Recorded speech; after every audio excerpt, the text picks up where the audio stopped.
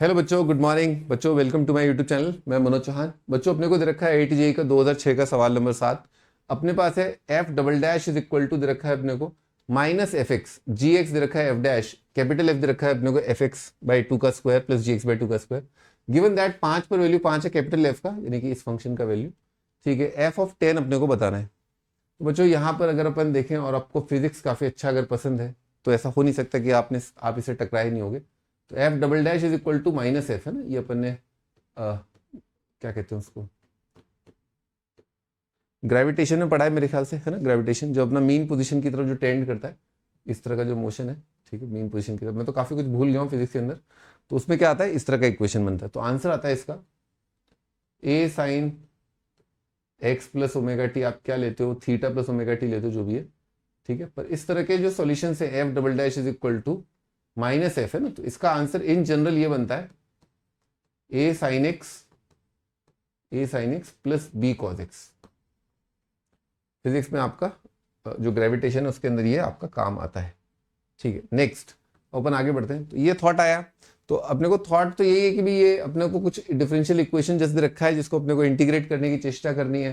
कुछ जी के बारे में भी दे रखा है, तो इंटीग्रेट करने के लिए क्या करना होता है, अपने को ये थॉट आया कि अगर मैं दोनों साइड एफ डैश से मल्टीप्लाई कर दूं तो ये बन जाएगा F dash into F double dash is equal to minus F into F dash, है ना। दोनों साइड एफ डैश से मल्टीप्लाई कर लिए। अब बच्चों यहाँ पर मेरे को काफी आराम हो गया क्योंकि मेरे पास फंक्शन है और फंक्शन का डैश है, फंक्शन का डैश है, तो मैं इंटीग्रेट आराम से कर सकता हूँ। इसको मैंने इंटीग्रेट कर दिया।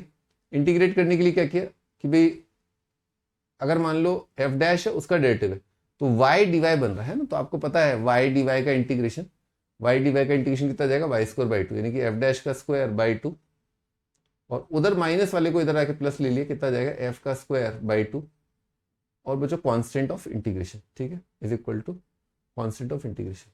तो यहां पर अपने को दिख रहा है एफ प्लस एफ डैश का स्क्वायर हमेशा कितना आ रहा है, कांस्टेंट आ रहा है ना। एफ का स्क्वायर प्लस एफ डैश का स्क्वायर, 2c को कुछ नया कांस्टेंट बोल दिया, ये कांस्टेंट आ रहा है।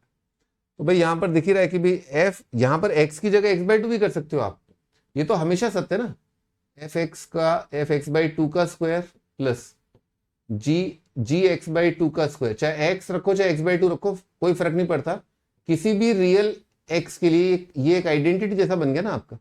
इसमें x की जगह x बाई 2 रखो, x बाई 4 रखो, एफ एक्स बाई 4 का square plus G X by 4 का स्क्वायर कितना आएगा, कांस्टेंट आएगा, ठीक है। दिस इज एन आइडेंटिटी, तो ये कांस्टेंट आ गया, तो ये क्वांटिटी कितना आ गया, कांस्टेंट आ गया। तो f हमेशा कांस्टेंट आ गया, तो f के बारे में उसने ये बोल ही दिया। तो f फंक्शन जो है हमेशा उसका वैल्यू कितना आ रहा है, 5 आ रहा है, that is always equal to 5, constant आ रहा है, तो 10 पर भी वैल्यू कितना आ जाएगा, 5 आ जाएगा।